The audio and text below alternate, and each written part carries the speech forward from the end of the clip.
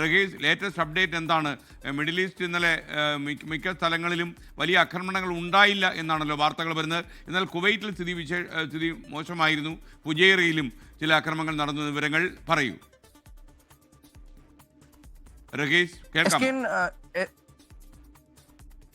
U എയിൽ ഉടനീളം ഇത്തരത്തിൽ ആക്രമണം ഇന്നലെ ഉണ്ടായിരുന്നു. ഇന്നലെ ഏതാണ്ട് ഉച്ചയ്ക്ക് ശേഷം തന്നെയാണ് ആക്രമണം കൂടുതൽ ശക്തമായത്. അതിൽ ഏറ്റവും പ്രധാനം ഈ ഫുജൈറയിലെ ഓയിൽ ഇൻഡസ്ട്രിയൽ സോണിൽ ഉണ്ടാകുന്ന ഒരു ആക്രമണമാണ്. അത് തുടർച്ചയായി ഏതാണ്ട് ഒരു 4 തവണയാണ് ഇപ്പോൾ ഈ ആക്രമണം ഉണ്ടായതിനു ശേഷം ഈ ഓയിൽ ഇൻഡസ്ട്രിയൽ സോണിനെ കേന്ദ്രീകരിച്ചുകൊണ്ട് ആക്രമണം നടന്നിട്ടുള്ളത്. അത് വളരെ നിർണായകമായിട്ടുള്ള ഒന്നാണ്. കാരണം അവിടെ കൃത്യമായിട്ടുള്ള ഈ ഓയിൽ ഇൻഡസ്ട്രിയൽ സോണിനെ ലക്ഷ്യം വെച്ചുകൊണ്ട് ഇറാൻ ആക്രമണം നടത്തും എന്ന് പറഞ്ഞതിൽ ഏറ്റവും പ്രധാനമായിട്ടും യു എയിൽ ആക്രമണം നടത്തുന്ന ഒരു സ്ഥലം അത് തന്നെയാണ്. അവിടെ വീണ്ടും ആക്രമണം ഉണ്ടായിരിക്കുന്നു എന്നുള്ളത് ആശങ്കയുണ്ടാക്കുന്ന വിവരമാണ്. അതിൽ തന്നെ ജോർദാൻ സ്വദേശിക്ക് പരിക്കേറ്റിട്ടുണ്ട് എന്ന് കൃത്യമായി അതോറിറ്റികൾ സ്ഥിരീകരിക്കുന്നു. അപ്പോൾ ആ ഒരു തീപിടുത്തം ഉണ്ടായി, അത് പൂർണ്ണമായും അണയ്ക്കാൻ കഴിഞ്ഞു എന്നും പറയുന്നുണ്ട്. ഒപ്പം തന്നെ ദുബായ് മറീന അൽസുഫു മേഖലകളിൽ ആക്രമണ ശ്രമം ഉണ്ടായി. അതിൽ എയർ ഡിഫൻസ് പ്രതിരോധിച്ചു എന്നുകൂടി ദുബായ് മീഡിയ ഓഫീസർ പറയുന്നുണ്ട്. അത് ഇന്ന് പുലർച്ചെ ഉണ്ടായ ആക്രമണമാണ്. പുലർച്ചയോടുകൂടി വലിയ ശബ്ദം ഈ സ്ഥലങ്ങളിലൊക്കെ കേട്ടു എന്ന് വിവരങ്ങൾ വന്നിരുന്നു. അതിന് പിന്നാലെ ഏതൊക്കെ സ്ഥലങ്ങളിലാണ് ആക്രമണം നടന്നത് എന്ന് സ്ഥിരീകരിച്ച് തന്നെ അതോറിറ്റി അറിയിക്കുകയാണ്. അപ്പോൾ അത്തരത്തിൽ യു എ കേന്ദ്രീകരിച്ച് ആക്രമണം ഉണ്ടായി. ബഹ്റൈനിലും ഇന്നലെ രാത്രി ആക്രമണ ശ്രമം ഉണ്ടായതായി വിവരങ്ങളുണ്ട്. സൈറൻ മുഴങ്ങി, ആളുകളൊക്കെയും പുറത്തിറങ്ങി. അങ്ങനെ ആ തരത്തിൽ ബഹ്റൈനിലും ആക്രമണം ഉണ്ടാകുന്നുണ്ട്. കുവൈറ്റിനെ സംബന്ധിച്ചിടത്തോളം കുവൈറ്റിന്റെ എയർപോർട്ട് കേന്ദ്രീകരിച്ചാണ് ആക്രമണം ഉണ്ടായിരിക്കുന്നത്.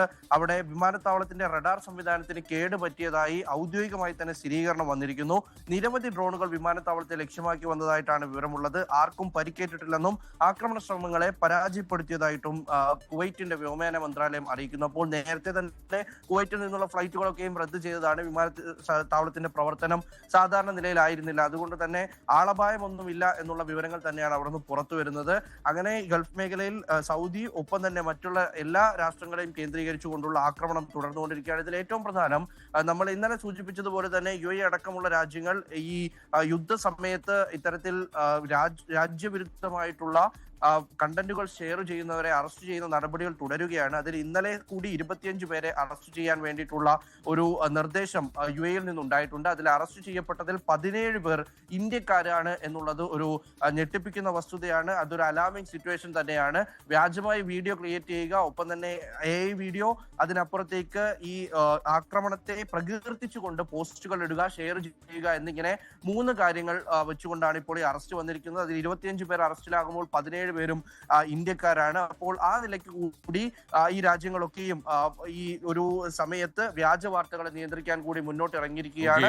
എന്തായാലും ആക്രമണം തുടരുന്നു. ഇന്നലെ രാത്രിയും ഇത് തന്നെയായിരുന്നു സാഹചര്യം. SKN. മുഹമ്മദ് റഹീസാണ് ദുബായിൽ നിന്നും തത്സമയം ചേർന്നത്. ലോകത്തെവിടെയായാലും ഏത് സമയത്തും 24 വാർത്തകളും ഓഗ്മെന്റഡ് റിയാലിറ്റി പാക്കേജുകളും എക്സ്പ്ലെയിനറുകളും വിശദമായി കാണാൻ ഞങ്ങളുടെ യൂട്യൂബ് ചാനൽ നിങ്ങൾക്ക് സബ്സ്ക്രൈബ് ചെയ്യാം.